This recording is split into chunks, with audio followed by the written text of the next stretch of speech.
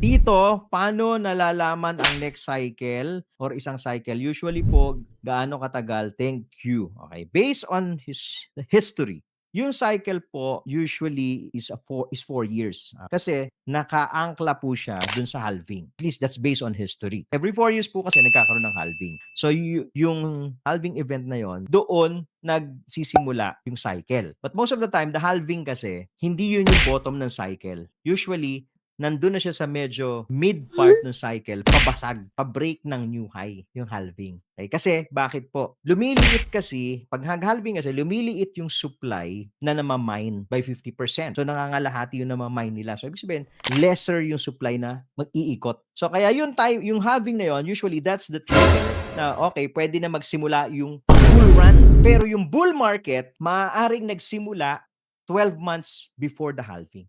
Mas before the halving, sisimula na yung bull market. Paano mo nalalaman na malapit na magsimula yung bull market? A bull is born during the most pessimistic time ng market. Yung most pessimistic time, ito po yung halos ayaw na lahat bumili ng Bitcoin. Natatakot lahat. Maybe makakarinig kayo sa balita, Bitcoin is a scam. So yung pessimistic time, doon na unti-unti, no? Sumisibol yung bull. Kung habang walang ayaw pumansin. Follow for more